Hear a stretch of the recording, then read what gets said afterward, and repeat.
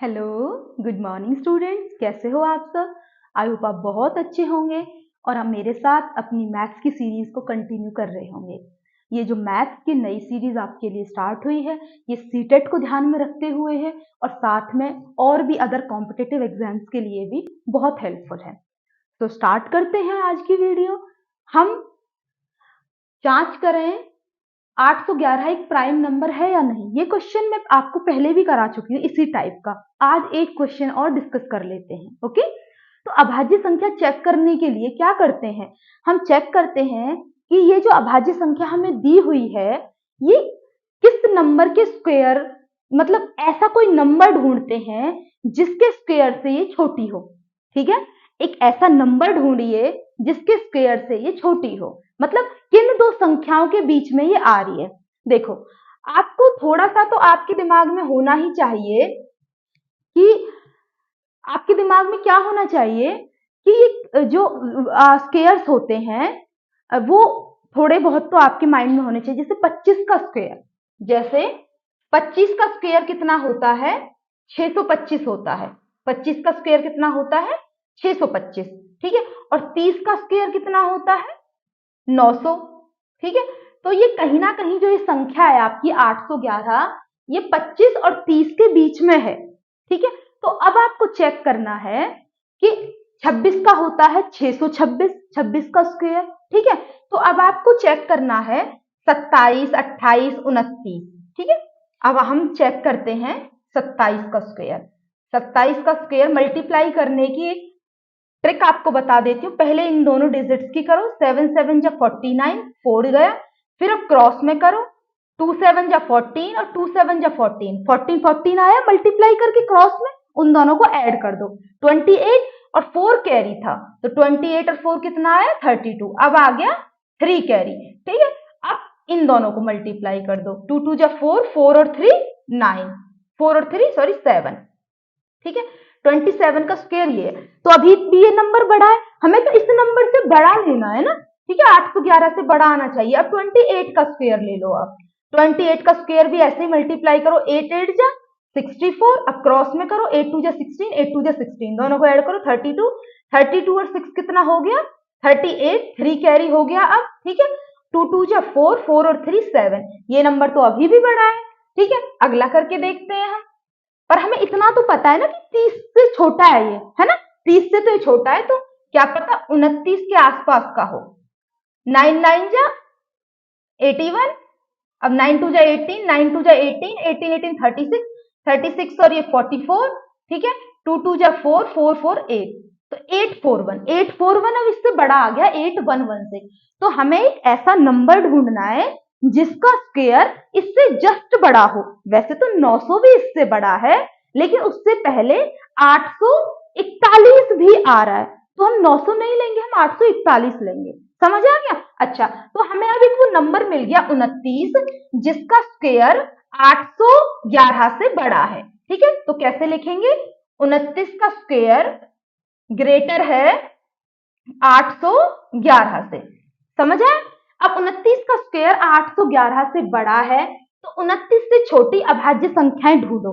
29 से छोटी अभाज्य संख्या 2 भी होती है, 3 भी, 5 भी, 7 भी, 11 भी होती है, 13 भी होती है, 17 भी होती है, 19 भी होती है।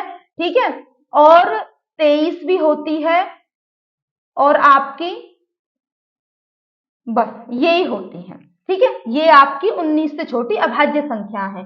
2 3 5 7 11 13 17 19 23 24 नहीं होती, 25 भी नहीं, 26 भी नहीं, 27 भी नहीं, 28 भी नहीं, 29 भी नहीं। तो ये 29 से छोटी अभाज्य संख्याएं हैं हो गई आपकी। अब चेक करना है कि ये 811 इन संख्याओं से किससे विभाजित होता है।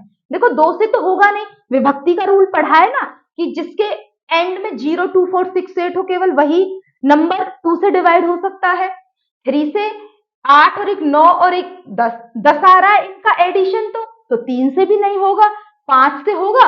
5 से भी नहीं होगा, उसके लिए तो इकाई का अंक 0 या 5 होना चाहिए। 7 से देख लो, 7 में क्या करते हैं, जो इकाई का अंक है आपका 1, उसे 2 से गुना करते हैं और उसको घटा देते हैं बाकी बचे हुए नंबर में से।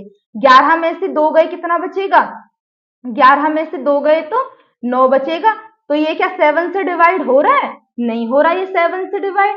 11 से पहले इन तीनों दोनों का ऐड कर लो, 1 और 8 का 9, 9 में से ये वाला माइनस कर दो 1, कितना बचा 8, तो अभी भी नहीं हो रहा है 11 से डिवाइड। 13 से डायरेक्ट करके देख लो, 13 1 13, 13 से 811 को भाग करके देख लो, 811 को 13 39 52 13 13 पंजे 65, 13 छिक्के 78, तो 6 पे जाएगा ये, ठीक है, बचा 3, तो 31 तो 13 की टेबल में नहीं आता, 13 से भी नहीं हो रहा, 17 से भी करके देखना, 19 से भी, 23 से भी, ये किसी से भी भाग नहीं होगा, मतलब ये एक अभाज्य संख्या है। जब 29 से छोटी किसी भी संख्या से ये भाज्य ना हो, मतलब डिवाइड ना हो, तो उसको बोलेंगे प्राइम नंबर। समझ आ गया? पहले तो आपको एक ऐसा नंबर ढूंढना है जिस नंबर का स्क्वायर इस नंबर से, गिवन नंबर से बड़ा होना चाहिए, ठीक है। फिर उस नंबर जब आपको वो मिल जाए, उससे छोटी सारी अभाज्य संख्याएं लिख लो और सारी अभाज्य संख्याओं से एक एक करके विभक्ति के नियम लगा लगा कर उस नंबर को डिवाइड करके देखो। अगर किसी भी नंबर से डिवाइड नहीं होता है तो वो क्या हो गया? एक अभाज्य संख्या हो गई। समझ आ गया होगा? अच्छा, आज हम एक दूसरा कॉन्सेप्ट आज हम इंट्रोड्यूस करते हैं अपने सेशन में। वो क्या है? माना किसी संख्या, कोई एक संख्या है a, ठीक है, अगर उस संख्या को आप b से भाग करते हो, ठीक है, तो आपका जो रिमाइंडर बचेगा वो r बचेगा और जो आपका क्वोशिएंट आएगा वो q आएगा। तो करके देखते हैं एक एग्जांपल ऐसा। और इसने क्या कहा है कि जो कैसे लिख सकते हैं, a को लिख सकते हैं, जो ये अंदर है इसको लिख सकते हैं, a बराबर होता है b और q की मल्टीप्लाई कर दो, a बराबर होता है bq प्लस में r के, ठीक है। जो r होगा, r जो होगा वो जीरो के बड़ा या जीरो से बड़ा या जीरो के बराबर होगा, लेकिन b से छोटा होगा जिससे डिवाइड कर रहे हैं। तो क्या ये कंडीशन सेटिस्फाई होती है? करके देख लेते हैं, ठीक है। चलो अब हम 12 को भाग करके देखते हैं। किससे भाग करूं मैं? 7 से। तो 7 से भाग करूंगी तो 7 एकम 7, कितना बचा नीचे? 5। तो ये तो a का काम कर रहा है, जो अंदर है। अंदर वाले को क्या बोलते हैं? अंदर वाले को बोलते हैं भाज्य। a को क्या बोलते हैं? भाज्य। जो भाग किया जा रहा है, डिविडेंड, डिविडेंड बोला जाता है उसको। जो भाग किया जा रहा है वो डिविडेंड है, जिससे किया जा रहा है वो क्या है? डिवाइजर या फिर भाजक। जिससे भाग किया जा रहा है वो भाजक है, जो बचता है वो शेषफल है, जो क्यू क्वोशिएंट जो आपका क्या होता है, जो यहां आपको मिलता है ये, ठीक है, ये क्वोशिएंट होता है। अब देखो, अब मैं 12 को कैसे लिख सकती हूँ? जो मेरा ये 12 है मतलब a है, इसको मैं ऐसे लिख दूं, इसकी और इसकी तो मैं मल्टीप्लाई कर दूं, ये b है हमारा और ये q है, तो 7 और 1 की तो कर दूं मैं मल्टीप्लाई, ठीक है, प्लस में r हमारा 5 है, ठीक है। तो 7 एकम 7 और 5 कितना आ गया? 12। तो मतलब ये कंडीशन सेटिस्फाई है हमारी, जो a बराबर होता है bq प्लस में r के, ठीक है। अब जो ये r होगा हमारा, या तो ये जीरो होगा या तो ये जीरो होगा। जैसे मैं अगर 12 को 4 से भाग कर रही होती तो 4 तिया 12, 3 पे चला जाता, रिमाइंडर जीरो बचता। या तो r जीरो होगा हमारा किसी कंडीशन में, या फिर जो r होगा वो उससे छोटा होगा जिससे भाग दिया जा रहा है, जो हमारा डिवाइजर है, जो हमारा भाजक है। जो r है 5 है और जो हमारा भाग करने वाला है, जो डिवाइजर है वो 7 है, तो उससे छोटा है ना।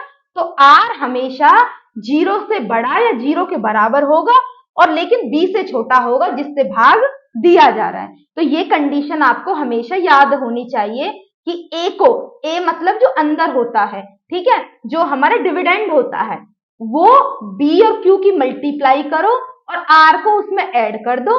तो ये एक आपको इक्वेशन आपको याद रखनी है, समीकरण a बराबर bq प्लस में r, और r की कंडीशन क्या होती है? जीरो के बराबर या जीरो से बड़ा लेकिन b से छोटा, डिवाइड करने वाले से छोटा। अब क्वेश्चन करते हैं नेक्स्ट। 1043 दिया हुआ है आपको, 1043। उसको किसी संख्या से भाग करने पर, यहाँ कोई संख्या नहीं दी हुई है, कहा है किसी संख्या से भाग देने पर भागफल तो 11 आता है, भागफल 11 है और शेषफल 20 आता है, तो वो भाजक ज्ञात करो। तो b की वैल्यू आपको पता करनी है, वही आपको पता तो है a बराबर होता है BQ प्लस में R के, ठीक है। a तो आपको दिया हुआ है, जो भाग किया जाता है वो a है, जिससे भाग किया जा रहा है। b की वैल्यू हमें नहीं दी हुई है, q की दे रखी है हमें, ये हमारा q दिया हुआ है, ये हमारा r दिया हुआ है और ये हमारा a है। तो वैल्यूज पुट कर दो बस, q की जगह क्या पुट करेंगे 11 और r की जगह 20 पुट कर देंगे, समझ आया। अब 20 को तो इधर ले जाओ, बस कुछ नहीं सॉल्व करना है। अब 1043 में से 20 को कर दो और b और 11 की मल्टीप्लाई कितनी आएगी 11b, ठीक है। 1043 में से 20 जाएंगे तो कितना बचेगा 1023 बचेगा, बराबर 11b, और b की वैल्यू कितनी आ जाएगी 1023 को 11 से भाग कर दो, तो 11 निन्मे 99, 99 और 3 और 11 तिया 33, तो b की वैल्यू कितनी आ गई 93, यानी भाजक यानी डिवाइजर जिससे भाग कर रहे हैं वो आ गया हमारा 3093, समझ आ गया। जिससे भाग करते हैं दैट इज डिवाइजर भाजक, और जो भाग किया जाता है वो डिविडेंड भाज्य, क्लियर है। तो ऐसे आप कोई भी, यहाँ तो आपको b नहीं दिया हुआ है, कहीं आपको a की वैल्यू नहीं गिवन होगी, कहीं आपको r नहीं दिया होगा, तो आपको क्या करना है, जैसे भी आज ये आप क्वेश्चन कर रहे हो इनसे मिलते जुलते क्वेश्चन आपको कहीं भी मिलते हैं तो उनको भी सॉल्व करने की कोशिश कीजिए, ओके। नहीं होते हैं तो कमेंट बॉक्स में जरूर राइट कीजिए, ओके। तो नेक्स्ट क्वेश्चन पढ़ते हैं हम। 1000 में से छोटी, अच्छा अब मैं ये सारा ना इरेज कर देती हूँ एक बारी, ठीक है, थोड़ा सा स्पेस मिल जाएगा हमें फिर।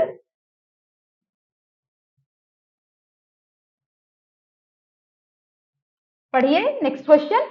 1000 में से छोटी संख्या कौन सी घटाई जाए, छोटी से छोटी संख्या कौन सी घटाई जाए कि शेष बची संख्या 19 से पूर्णतः विभक्त हो जाए। देखो कहीं पर तो घटाना आएगा और कहीं पर जोड़ना आएगा, तो ये चीज आपके माइंड में जरूर होनी चाहिए कि घटाना वर्ड कहाँ आ रहा है और जोड़ना वर्ड कहाँ पे आ रहा है, समझ आ गया। दोनों के लिए अलग अलग रूल है, ठीक है, ज्यादा टिपिकल नहीं है, बस थोड़ा सा याद रखना है घटाने पर क्या करना है, जोड़ने पर क्या करना है, ठीक है। तो देखो अब इसने कहा 1000 है आपका, 1000 में से कौन सी संख्या घटाई जाए कि 19 से डिवाइड हो जाए। पहले तो इसको 19 से डिवाइड करके देखते हैं, ठीक है, ठीक है। तो 19 चौके 76, 19 पंजे 95, ठीक है। तो 5 बचता है, ऊपर से आ गई 0, 19 दूनी 38, कितना बचेगा यहाँ 12, ठीक है। अब कौन सी संख्या घटाई जाए, यही संख्या घटा दो, जो शेषफल बच रहा है ना वही संख्या घटा दो उसमें से। देखो जैसे मैं आपको एक क्वेश्चन करती हूँ, 7 है मेरे पास, ठीक है। 7 को अगर मैं कहूं कि 7 में से मैं ऐसे कौन सी संख्या घटा दूं कि वो 4 से पूरा पूरा भाग हो जाए, 7 में से मैं ऐसी कौन सी संख्या घटा दूं कि वो 4 से पूरा भाग हो जाए, तो हम पहले से 4 से भाग ही करके देख लेते हैं। तो 4 से जब मैं उसको भाग करती हूँ तो 4 एकम 4, बचा कितना 3, तो यही संख्या घटा दो 7 में से। 7 में से जब आप इस रिमाइंडर को घटा दोगे तो कितना बचेगा 4 बचेगा, और 4 तो 4 से पूर्णतः विभक्त हो ही जाएगा ना, समझ आ गया। तो घटाने के केस में जब आपको कहीं घटाना मिले तो उसमें जो रिमाइंडर आएगा वही उसका आंसर होगा, क्योंकि अगर आप 1000 में से इस 12 को घटा दोगे, 1000 में से इस 12 को घटाओ, 10 में से 2 गए 8, 9 और 9, 998 बचेगा, यही तो बचेगा। अब 998 को अब 19 से भाग करके देखो, 19 पंजे 95, यहां बच गया 4, ये बच गया 4, कहीं गड़बड़ हो गया है क्या, ये आ गया हमारा 10 में से 2 गए 8, 10 में से 2 गए, 10 में से 8 गए 2, 4 में से 3 गया 1, ठीक है। तो यहां से हमारा जब इसको 10 में से 2 गए 8, ये हो गया हमारा 9, सॉरी यहाँ पे मिस्टेक हो गई थी, 988, तो 988 हो गया ये हमारा, ठीक है। यहाँ पे बचेगा 3, तो 19 2 जा कितना आया 38, तो हो गया ना पूरा पूरा विभक्त।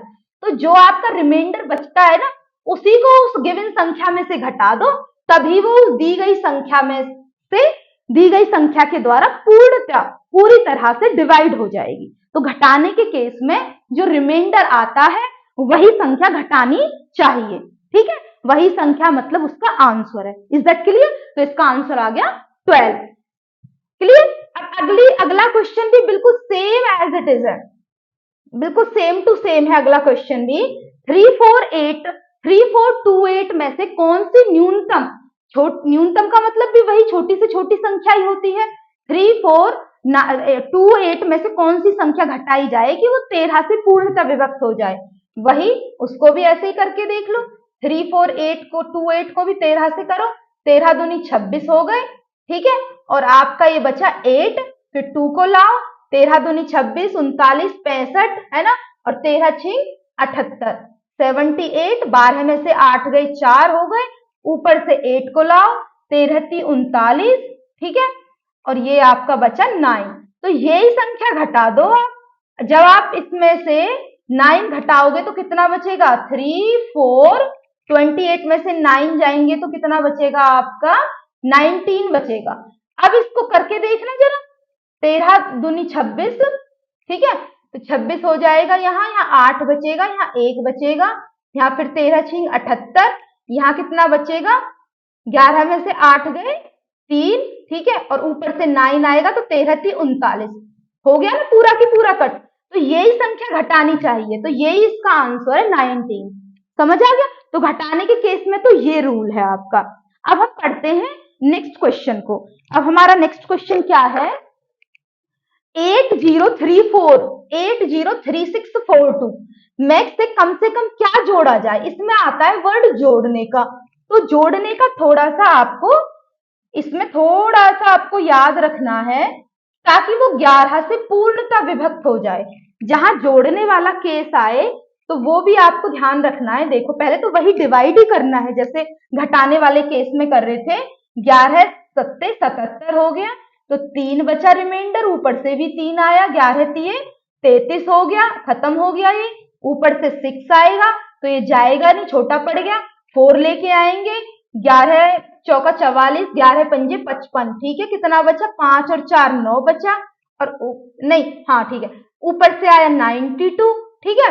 अब जोड़ने वाले केस में आपको क्या करना है? अब आप कहोगे कि इसे आप घटाने वाला केस होता तो आप इसको डिवाइड कर देते, ये जाता 11 8 88 पे, आपका 4 रिमाइंडर बचता, वो ही आपका आंसर होता घटाने वाले केस की अगर बात करूं। लेकिन यहाँ जोड़ने वाला केस है, तो जोड़ने वाले केस में आपको क्या करना है? ये 11 8 88 पे नहीं करना है, जिस पे ये डिवाइड हो रहा है ना, ये 11 8 88 पे हो रहा है, लेकिन उससे बड़ी संख्या लानी है आपको। 11 9 99, 88 नहीं, एक बड़ा पढ़ना है उससे। तो 11 9 99 हो गए, ठीक है, तो 99 में से उल्टा माइनस करके देखो, इसे कितना बचेगा? 7। तो अब इसका आंसर 7 आएगा। तो ये जोड़ना चाहिए हमें, समझ आया? तो जोड़ने के केस में एक एक्स्ट्रा पहाड़ा पढ़ लो, एक एक्स्ट्रा नंबर इसके नीचे लिखना है, तब माइनस करना है, तो वो उसका आंसर होगा। समझ आ गया? तो ये था दोनों में फर्क, ये था डिफरेंस।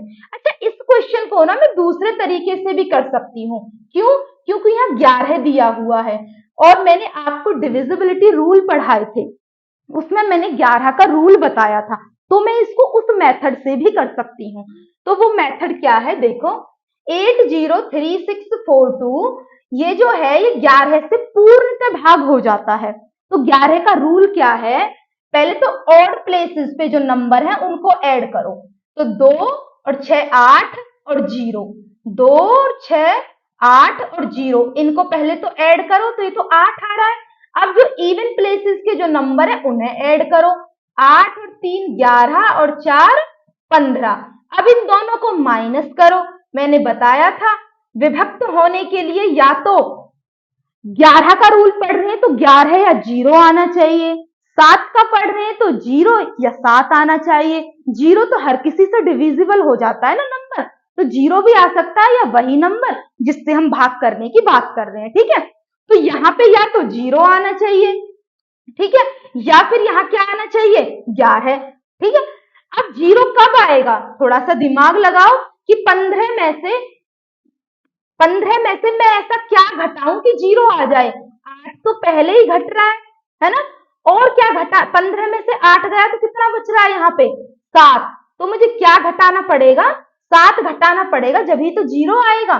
15 में से मुझे 8 तो पहले से ही घट रहा है, या फिर ऐसे ऐसे सोच लो कि 15 में से 8 घटा के ना हमें क्या मिलना चाहिए, 15 में से 8 घट रहा है, यहाँ पर हमें जीरो मिलना चाहिए। 8 को मैं इधर ले जाऊं तो 15 बराबर 8 हो जाएगा।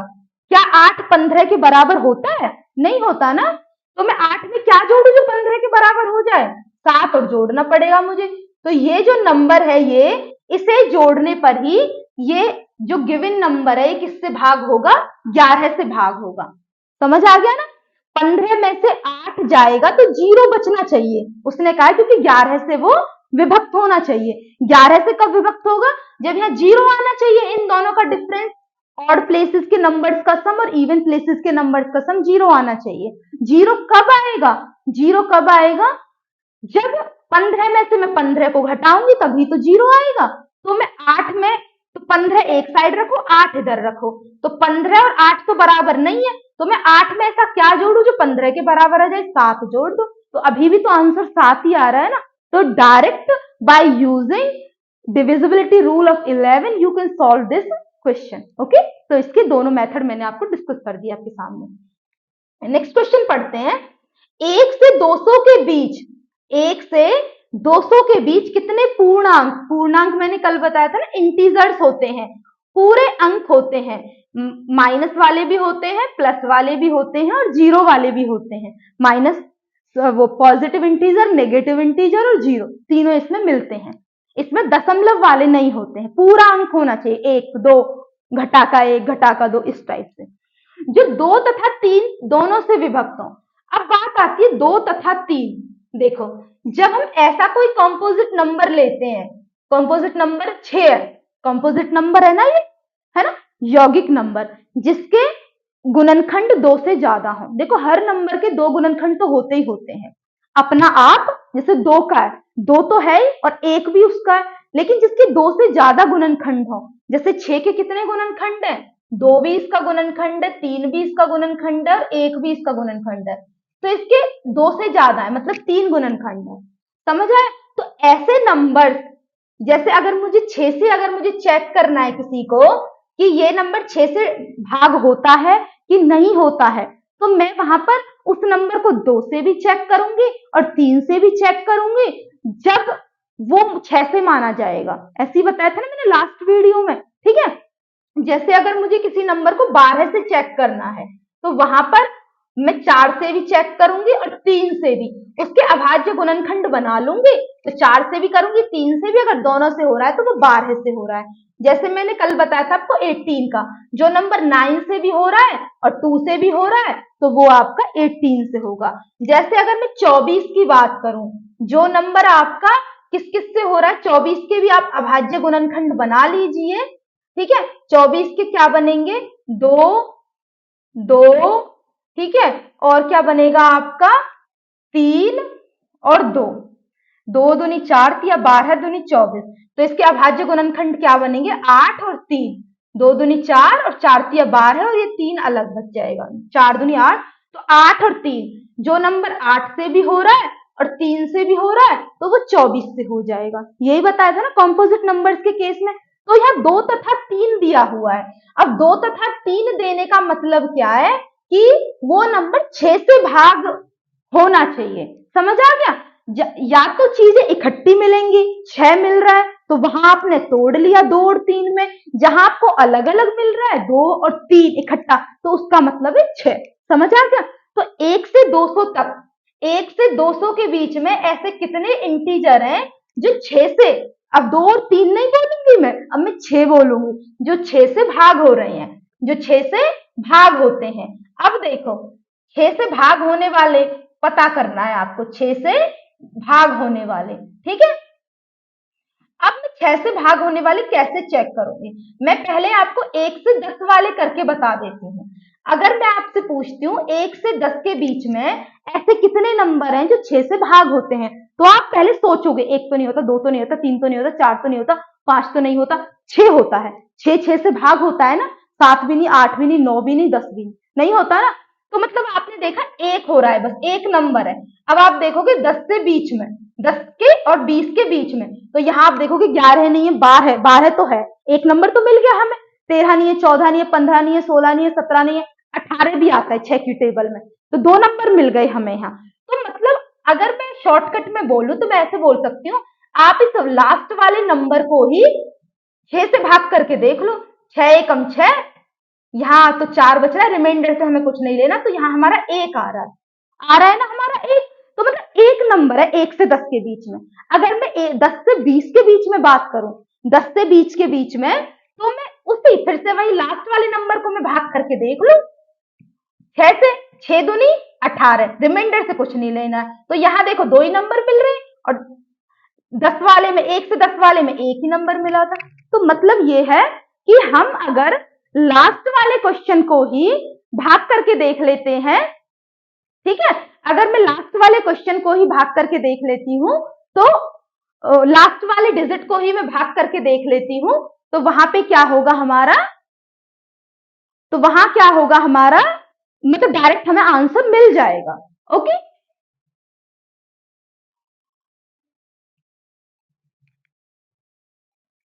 तो यहां हम अब डायरेक्ट कर लेते हैं। अब देखो 200 को ही डायरेक्ट 6 से भाग कर लो, लास्ट वाली डिजिट 200 है ना, उसको ही 6 से भाग कर लो। अब 6 दूनी 18, 2 बचा, फिर से वही 6 दूनी 18, 2 बचे, रिमाइंडर से हमें कुछ नहीं लेना। तो हमारे पास कितने नंबर्स आ गए, हमारे पास कितने नंबर्स आ गए, हमारे पास आ गए 22 नंबर। समझ आ गया, हमारे पास कितने नंबर आ गए, 22 नंबर आ गए। ठीक है ना, जो किससे भाग होते हैं, 6 से भाग होते हैं, 1 से 200 के बीच में। Okay, clear. अब देखो,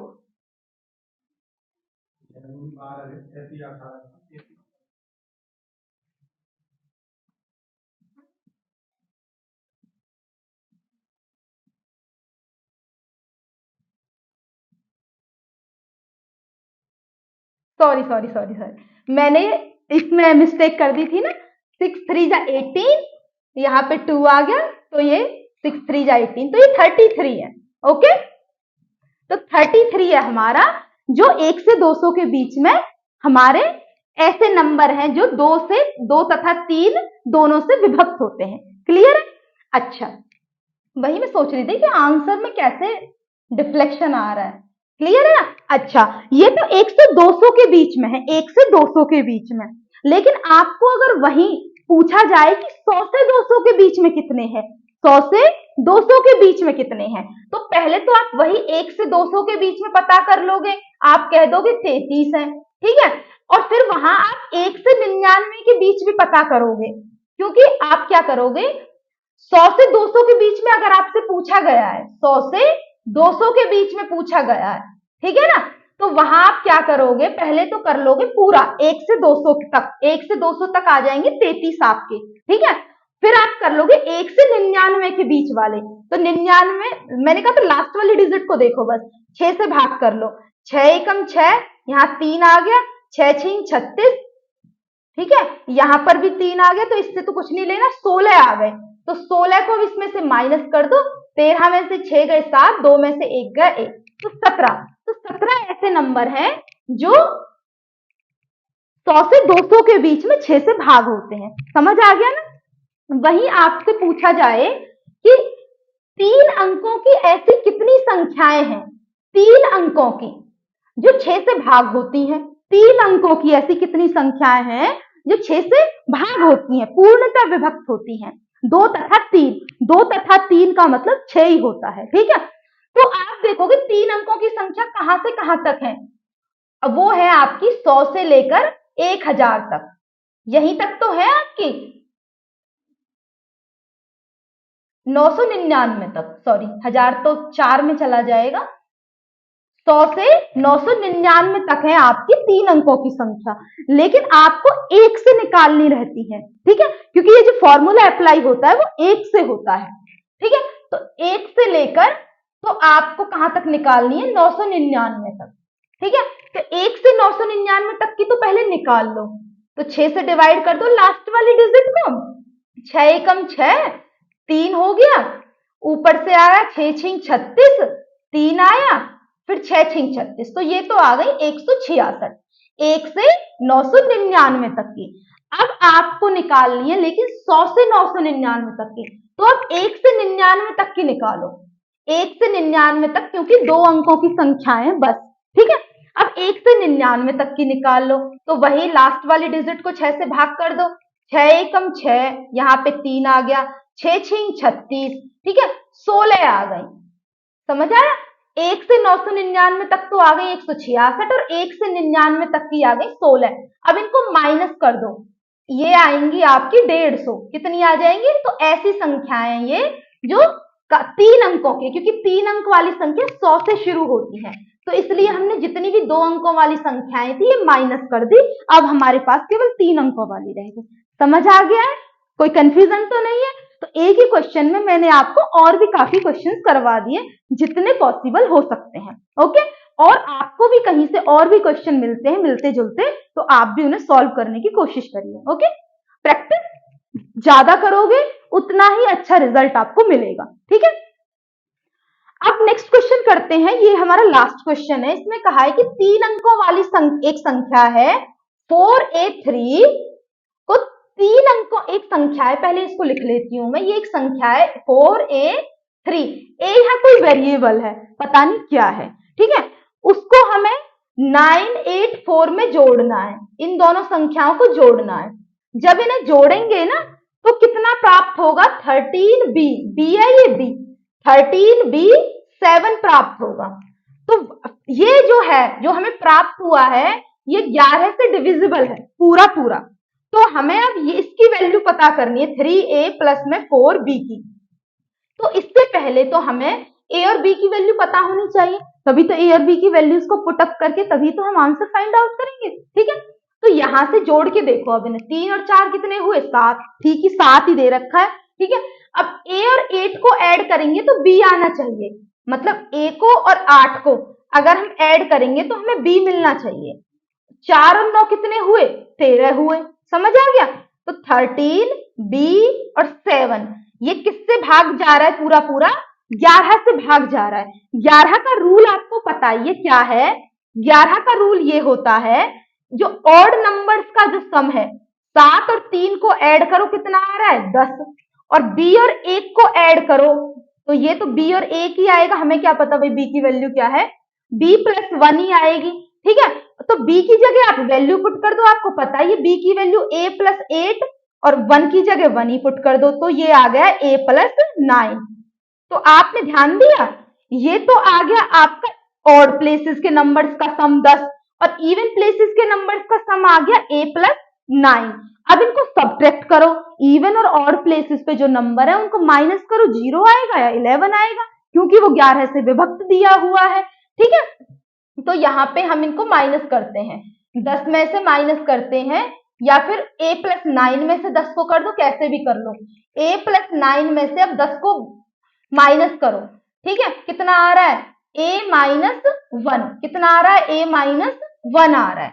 ये इसकी वैल्यू या तो 0 होनी चाहिए या 11 होनी चाहिए, तभी तो होगा वो 11 से विभक्त, तो हमने मान ली 0, हमने ले ली 0, ठीक है। तो a की वैल्यू कितनी आ गई, यहाँ से 1 आ गई, a की वैल्यू 1 आ गई, इस वाले समीकरण में पुट कर दो इसमें, तो a की वैल्यू को 1 पुट कर दो, 1 प्लस में 8 बराबर b, तो b की वैल्यू कितनी आ गई हमारी 9, b हमारा 9 आ गया। अब इस वाले समीकरण में कर दो, 3 a की वैल्यू तो 1 है, प्लस में 4 b की वैल्यू 9 है, ठीक है। ये क्या हुआ अब हमारा 3 4 9 या 36, तो ये हमारा आंसर आ गया 39। तो यहाँ तो आप कर लोगे आराम से, आपको जो समझने वाली बात थी वो यहाँ थी, इनको आपने ऐड करके देखना है, यहां से ये एक समीकरण बन जाएगा, a जमा में 8 बराबर हो जाएगा b के, ये आपके लिए मोस्ट इंपोर्टेंट है ये वाली लाइन। फिर आप 11 का रूल लगा दोगे। इसके अंदर क्योंकि ये 11 से विभक्त दिया हुआ है, इसके ऑड प्लेसेस का सम करोगे। 7 और 3 तो ऑड प्लेसेस पे है, बी और 8 इवन प्लेसेस पे है। बी की जगह उसकी वैल्यू पुट कर दोगे, बी की जगह a प्लस 8 मतलब ये a प्लस 9 हो जाएगा। अब आपको 2 नंबर मिल गए, ये ऑड प्लेसेस का सम मिल गया, a प्लस 9 आपको इवन प्लेसेस का सम मिल गया। इनको माइनस कर दो, या तो 0 आएगा या 11 आएगा। ठीक है, हमने 0 ही ले लिया, ठीक है ना। तो 0 जब पुट करेंगे तो वहां से a की वैल्यू मिल जाएगी, और a प्लस 8 बराबर b वाले में जब a की वैल्यू पुट करेंगे तो वहां से b की मिल जाएगी।